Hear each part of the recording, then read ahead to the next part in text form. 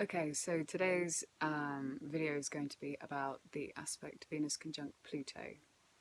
I've already done a video on Venus in Scorpio, and there are similarities with this placement. Um, but regardless of what sign your Venus and Pluto are in, this is kind of how it operates, how those two aspects of you communicate with each other. So Venus is all about how we love, how we expect to be loved. For men, it tends to be what we're attracted to in women, and for women, it's how we project ourselves if we are flirting, or how we are sexually in how we manifest that in the outside world, and how we attract things towards us as well with Venus. It's our self-worth, and Pluto is all about transformation and rebirth and death and power, the hidden things. It's to do with subjects, taboo subjects. You know, it's quite a dense energy. In mythology, it talks all about with Venus conjunct Pluto. It's like the mythology of Persephone that gets taken down into the underworld, and Hades asks her to be his queen, and she rules underground in the underworld for 6 months of the year, and then she's allowed above for 6 months of the year.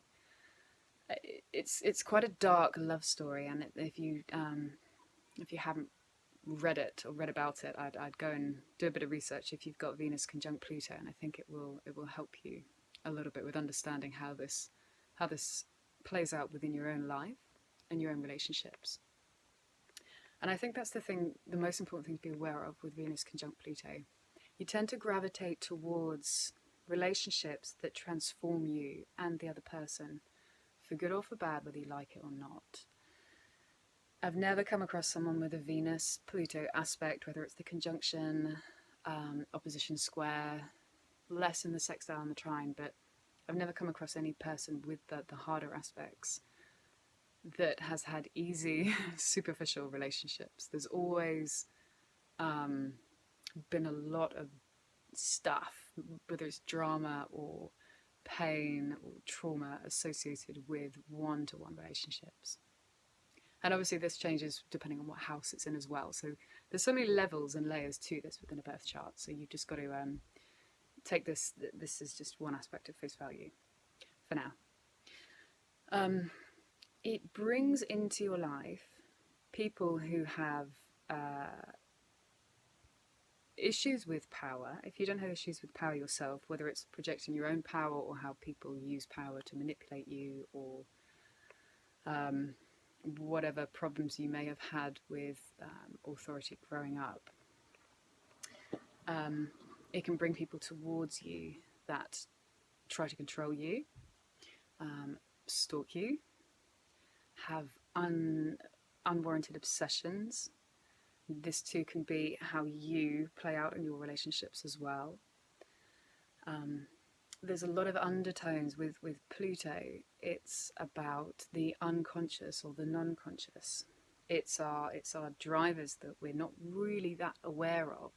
So, for example, with addictive behaviour, you might really, really consciously want to stop doing what you're doing, but then the subconscious is so deeply ingrained, it's like an automatic thing that you can't override. I'm not saying Pluto is something you can't override. If anything, I think it's quite a gift to have this in a birth chart, because it gives you the opportunity for this transformation beyond this point to occur. But it takes a big level of consciousness, awareness, and discipline to actually work through this stuff, because it's going to be there regardless of if you work with it or not. So you might as well. Now, that's the really good thing about anything to do with Scorpio aspects, whether it's the actual sign Scorpio or something to do with Pluto. They're not fickle people. You will go through something. You will happily go through the pain if you have to. It's kind of how you're designed anyway to feel things so deeply. So if anyone can go through the fire and come out recharged and reborn, then it's you, the Pluto people, the Scorpio placements.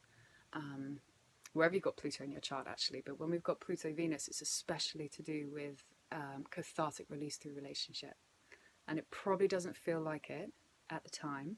It probably feels like a death, or a death and a death and a death, depending on how many relationships you're going through, before you start to notice your unconscious patterns. But when you do, you've got all this wealth of wisdom, knowledge, spiritual growth that can happen because of the journey that Pluto can take you on. The lowest you can go, the polarity is the highest you can go. And everything's transient. Good times, they won't last. Bad times, they won't last. And that's the thing to remember with the Pluto aspect. This is not something that you are stuck with in the negative connotation. This is something that you can work through. It's like a magnifying glass on all of your wounds, your scars, the things about you that you don't like. And you meet them in relationships, and you're trying to purge these feelings, these emotions, when relating to another. And people are kind of drawn to that because it's this mysterious, weird, for want of a better metaphor, it's like driving past a car crash. You don't want to look, but you can't help but look. And that's how people are with Venus Pluto people. They want it. They project onto it.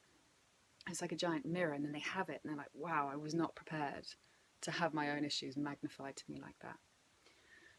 So it's a blessing and a curse. It can be fantastic working with individuals, relationship therapy, counseling, even if you're just, within your own work, relating to other people, because you understand people's problems. You really feel them because you've been there. And people automatically will tell you information. This is my placement as well, and I've had this quite a few times where people just say stuff like, wow, I've never told anyone that before in my life. And I'm thinking, okay, I don't know what you want me to do with that. This is before I started working in the field that I'm working in. And that's really important as well, Pluto Venus people. Find an avenue to release this, to work with this energy.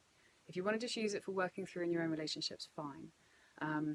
But if you can find another avenue in your own life that is less damaging than constantly having to go through partnerships and partnerships and partnerships, if you haven't got one particular person who is happy to evolve with you at the same time, then find another avenue to really get to know yourself and all of these layers until you get to a place where you're really comfortable with being uncomfortable.